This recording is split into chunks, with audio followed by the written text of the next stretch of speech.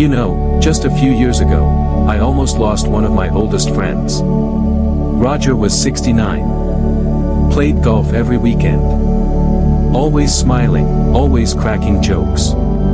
But one morning, he called me and said, "Harold, something weird's been going on. I've been exhausted for days. My vision's blurry.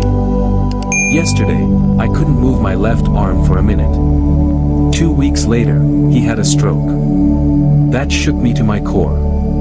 Because Roger wasn't sick. He wasn't overweight. He didn't smoke. And yet, a silent storm had been building inside him. That storm. It gave him warnings. Subtle signs.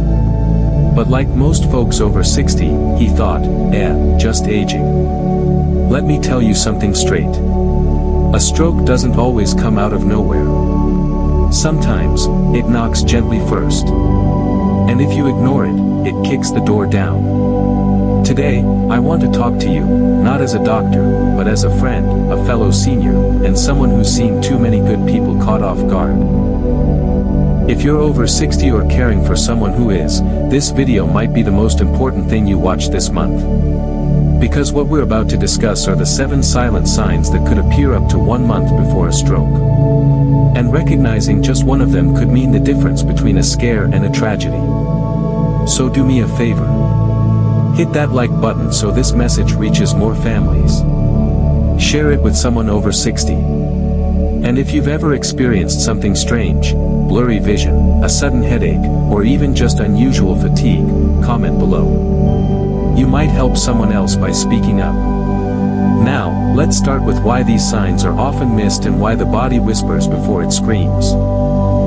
Here's something most folks don't realize. A stroke doesn't care if you're young, active, or have good genes. It doesn't wait until you're in a hospital bed or living in a retirement home. It can happen to anyone, and it's happening more than ever. Let's talk facts. Each year in the United States, over 795,000 people suffer a stroke. And more than 159,000 of them die. You might think those are just numbers, but to me, each one is a neighbor, a cousin, a friend, a parent. And more importantly, many of those strokes were preventable.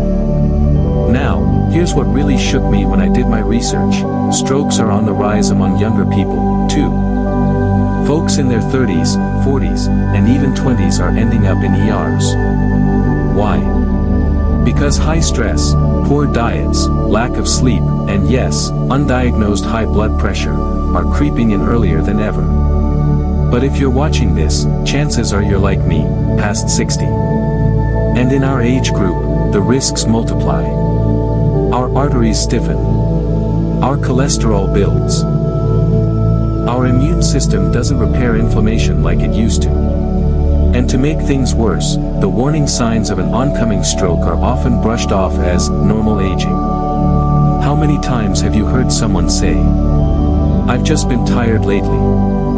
My hand went numb for a second, probably just how I slept. I can't focus like I used to." These aren't just aging quirks. They could be your body sending up red flags. And here's the kicker, in a study cited by the National Institute on Aging, up to 30% of strokes in people over 60 were preceded by transient warning signs, headaches, vision changes, numbness, speech issues, but they were ignored. Even more alarming, many seniors don't even recognize what a transient ischemic attack, TI, is. A TIA is like a mini-stroke. It lasts a few minutes or hours, then disappears. But the danger hasn't passed, because it often precedes a full-blown stroke in the next 30 days. Let that sink in, a moment of weakness in your arm today could be the preview to a life-changing event next week. That's why I'm so passionate about this topic. It's not to scare you, it's to wake you up. If you've ever had unexplained symptoms and brushed them off, drop a comment below that says, "Now I know better." You might inspire someone else to pay attention too.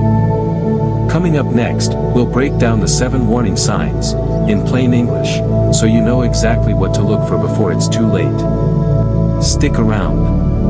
This might be the most important list you hear this year. Now let's dive into what you came here to learn, the 7 silent signs that a stroke might be coming. These aren't your typical warning signs. They're quiet, often brushed off, and tragically ignored until it's too late. As someone who's seen this happen more than once, I can tell you, these signs may start showing up as early as 1 month before a major event. Recognizing even one of them could save a life. Let's go through them slowly, carefully, and with the attention they deserve. 1. Persistently elevated blood pressure. We've all heard that high blood pressure is dangerous, but let's break down exactly why. When your blood pushes too hard against the artery walls for too long, those vessels get damaged. They stiffen, narrow, and in some cases, rupture. That rupture leads to a hemorrhagic stroke. If they clog instead, that's an ischemic stroke. But here's the real problem: most people with high blood pressure feel nothing. No pain. No warning. That's why it's called the silent killer. After age 60, our arteries naturally stiffen. Combine that with stress, poor diet, or inactivity, and suddenly your numbers creep up. 145/90 becomes the norm. You get used to it. But your brain doesn't. If you've had 3 or more readings over 140/90 in a week, especially if you're already on medication, talk to your doctor. Adjusting your plan could prevent disaster. Consider investing in a blood pressure monitor for the elderly. They're affordable, easy to use, and far more accurate than relying on a yearly checkup. And don't just monitor it. Log it. Share it with your doctor. Own your numbers. 2. Extreme fatigue or exhaustion. Everyone gets tired. But there's a difference between normal fatigue and what I call neurological fatigue. This is the kind where even brushing your teeth feels like lifting bricks. Where no amount of coffee helps. Where naps don't restore you. Why does this happen before a stroke? Because the brain is getting less oxygen. Blood flow may be restricted by a clot or plaque buildup. This starves neurons of fuel, and you feel it as deep, unexplained exhaustion. Often, this fatigue comes and goes. It may last hours, even days. It's especially dangerous when paired with other symptoms, like confusion, dizziness, or numbness. Some people have this during a transient ischemic attack, TIA, a mini-stroke that clears on its own but signals that a bigger one is coming. If you or someone you know says, "I've just been so tired lately, and I don't know why," take it seriously. 3. Blurred or double vision. Your eyes are windows to your brain. If something interrupts the blood supply to the optic nerve or visual processing areas, your sight will suffer. And that's exactly what happens in early ischemic strokes. You might experience blurry vision, double vision, or even temporary blindness in one eye. Some people see flashing lights. Others feel like they're looking through water. These events often last minutes, but can return. They're usually painless, which is why people ignore them. Here's a quick self-test. Cover one eye. Then the other. Notice any difference? Can you read clearly? Is one side darker or less focused? If the answer is yes to any of those, see a doctor. And please, don't chalk it up to just getting older. It's not your age, it could be your brain asking for help. 4. Sudden and severe headaches. Headaches are common. But not all headaches are harmless. If you suddenly get a headache that is intense, sharp, and unlike anything you've ever felt, it could signal a hemorrhagic stroke or a brain aneurysm. This is especially true if it's accompanied by nausea, vomiting, visual disturbances, or fainting. In aneurysm cases, the vessel wall bulges until it pops, causing blood to flood the brain. The pressure is immense. Victims often describe the headache as a thunderclap or the worst pain of my life. The key difference here is suddenness. If the headache comes out of nowhere and escalates rapidly, go to the ER. 5. Numbness or weakness in one side of the body. Imagine you're drinking coffee and your hand feels heavy, or your leg suddenly won't move the way it should. This isn't clumsiness. This isn't a pinched nerve. This is your brain struggling to send signals to part of your body, usually due to a clot or mini-stroke. One-sided numbness, tingling, or weakness is a major red flag. If your face droops, if you can't lift both arms evenly, if your speech slurs, it's time to call 911. Even if the feeling goes away in a few hours, the damage may already be starting. This symptom is one of the most common signs of a transient ischemic attack, a critical warning before the real stroke hits. 6. Speech problems or slurred speech. Your brain controls language in very specific areas. When those areas lose blood flow, your words become jumbled. You might know what you want to say, but can't say it. Or your words come out slurred, confused, or disconnected. This condition is called aphasia, and it can be terrifying for both the speaker and the listener. It's often one of the very first signs of a TIA or stroke, sometimes occurring days or even weeks before a full episode. If someone tells you, you're not making sense, or you notice a loved one struggling to form sentences, don't wait. Don't excuse it. Get help immediately. 7. Sudden loss of balance, memory lapses, nausea. This cluster of symptoms may not seem related, but they are. Balance and coordination are controlled by the cerebellum. Memory and mood by various deep brain structures. Blood supply interruption to these regions creates chaos. So if you suddenly feel dizzy, off balance, forgetful, or nauseated, especially without explanation, it could be more than dehydration or bad sleep. Combine that with vision problems or fatigue. That's a crisis in the making. These symptoms also appear when a cerebral aneurysm is forming, before it bursts. These signs don't scream. They whisper. But now, you know how to hear them. If you've ever experienced any of these, even briefly, drop a comment that says, "I'm paying attention now." It might inspire someone else to listen to their body. Coming up next, let's break down the 2 most common types of strokes, and why knowing the difference could help you or a loved one get the right treatment in time. Alright, now that we've covered the silent warnings, let's take a moment to talk about what actually happens during a stroke. And more importantly, what type of stroke you or a loved one might be at risk for. There are 2 main types of strokes. Ischemic stroke, caused by a blockage. Hemorrhagic stroke, caused by bleeding in the brain. Understanding the difference could save your life, because the treatments are completely different.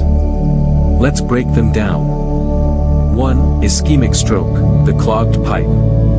Imagine your brain is a garden, and the blood vessels are the hoses watering it. Now imagine a clump of mud, a blood clot, blocks that hose. What happens? The plants start to wilt. That's what an ischemic stroke is, a blockage in a brain artery that cuts off oxygen. About 85% of strokes are ischemic. They're often caused by high cholesterol, atrial fibrillation, or a buildup of plaque. Even diabetes and smoking increase your risk, because they damage your blood vessels over time. In many cases, the clot starts in the heart, especially in folks with atrial fibrillation. The blood swirls, clots form, and those clots travel to the brain. Symptoms come on quickly: numbness, slurred speech, vision loss, and confusion. The key? Act fast. If you get treated within a few hours, doctors can use a clot-busting drug called TPA to restore blood flow. But wait too long, and the damage becomes permanent. Do you or someone you love have atrial fibrillation? Drop a green heart in the comments so we know who's watching. You're not alone. 2. Hemorrhagic stroke, the burst pipe. Now imagine that same hose, only this time, it bursts. Water floods the garden, drowning the plants. Except in your brain, it's blood, and it's putting pressure on everything around it. A hemorrhagic stroke happens when a blood vessel ruptures, usually because of high blood pressure or a brain aneurysm. The symptoms are terrifying. Suddenly, a thunderclap headache. Vomiting. Loss of consciousness. Seizures. This type of stroke is less common, but far more deadly. It requires completely different treatment, not blood thinners, but surgery or pressure control. That's why knowing the type matters so much. Why this matters for seniors. Seniors often have multiple risk factors: high BP, cholesterol, heart arrhythmias, and a family history of aneurysms. Even worse, many people don't know they have an aneurysm until it's too late. It may not show symptoms until it bursts. Ask your doctor about getting screened, especially if you've had a first-degree relative with a brain aneurysm. Tests like CT angiography can catch these time bombs before they explode. Also, talk to your physician about your stroke risk profile. The right stroke treatment options only work when doctors know what they're dealing with, and early. Stroke doesn't care if you're wealthy, educated, or fit. But knowledge is power. If you've learned something new today, hit the like button so YouTube shows this to more families. Share it with someone managing high blood pressure or senior health concerns. And if you've ever had a scan to check for an aneurysm or heart arrhythmia, comment, "I checked. I care." You never know who you might inspire. Up next, we'll talk about something even more empowering: how to prevent a stroke, what to ask your doctor, and what changes you can make starting this week. Stick around, because prevention is the one part of this story where you have all the control. I want to slow down for a minute and talk to you, not just about what can go wrong, but about what we can do right. Because here's the truth I've come to believe after 76 years, a lot of what we call aging is really just neglect. Small choices, made every day, that stack up over time. And when it comes to stroke, those little choices matter more than we think. I remember back in my 50s, I didn't think twice about skipping sleep. Coffee was my breakfast. Bacon was a food group. Stress? Well, that just meant I was working hard. But then I had my own scare. Not a full stroke, but enough to shake me. A tightness in my chest.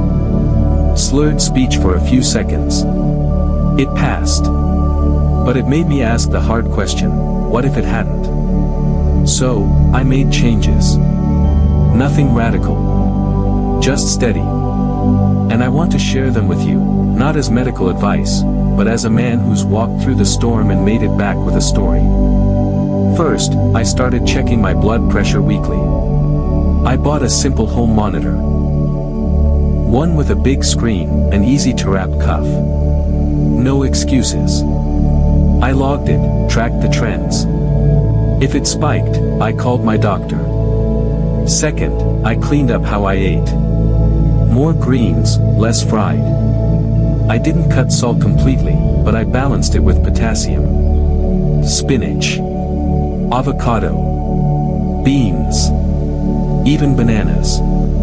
It's amazing what nature gives us when we listen. I also made friends with magnesium. Pumpkin seeds. Dark chocolate, yes, the good kind. Not the sugar bombs. I even tried a supplement, after talking to my doc, of course. Exercise. I didn't hit the gym. I just walked. Every morning. 15-20 minutes. Even if it rained. Especially if it rained. There's something about breathing fresh air when the world is quiet that heals you. I quit smoking. That was hard. I needed help. But I did it. For my grandkids. For my wife. For the future I still want. And I stopped skipping sleep. That was tough, too. But when you realize your brain cleans itself during sleep, you start to treat rest like medicine. Not a luxury. I see too many of my peers chasing pills and ignoring lifestyle. Don't get me wrong, medication saves lives. I take some myself. But pills work better when you're not working against them every day. Another thing I did, I talked to my doctor about stroke rehabilitation for seniors. Not because I had a stroke, but because I wanted to know what recovery might look like. That conversation alone taught me more than any article ever could. I also asked about senior health insurance plans, especially what they cover in case of stroke. You'd be surprised how many folks find out too late what their coverage doesn't include. And lastly, I got checked for aneurysms. My uncle had one. It scared the whole family. I didn't want to leave mine guessing. My neurologist said I was clear. But the peace of mind? That was priceless. If you're still listening, I want to say this: it's never too late. I don't care if you're 60 or 90. You can make changes. You can ask questions. You can start walking, start learning, start caring for this body that's carried you through every joy and heartbreak. And if this video helps even one person take that first step, then it's worth every second we've shared. Now, let's wrap this up with a reminder that might surprise you: stroke prevention isn't just about medicine. It's about momentum. And momentum begins with one small step. So what will yours be? Well, here we are. If you've made it to this point, I want to thank you, from one senior to another, or from someone who cares deeply about someone older. Because talking about stroke, about heart attacks, about senior health, it's not always easy. It's scary. It feels big. But pretending it isn't real doesn't make it go away. I've always believed that information is medicine. Not just the kind in bottles, but the kind that changes how we think, how we eat, how we live. So if anything in this video gave you pause, if a symptom rang a bell, if a memory surfaced of someone you lost, or someone you nearly did, don't let this be just another video you scroll past. Talk to someone. Ask questions. Book that appointment. Share this with your spouse. With your son. With your neighbor. We don't get to choose when illness shows up. But we can choose how prepared we are when it does. You know, there's a saying that stuck with me: a wise man plants trees whose shade he'll never sit in. Maybe this video plants something. Maybe it helps a son notice his father's slurred speech, or a daughter convince her mom to get her blood pressure checked, or maybe it's just you, deciding to drink more water, sleep better, move more. Whatever your small step is, I'm proud of you. Truly. If you found this video helpful, stay with us. We've got more stories, more lessons, and more ways to keep our minds and hearts strong after 60. And as always, this is Harold Bennett, signing off with love, gratitude, and a gentle reminder. Take care of yourself. Because someone out there needs you around just a little longer.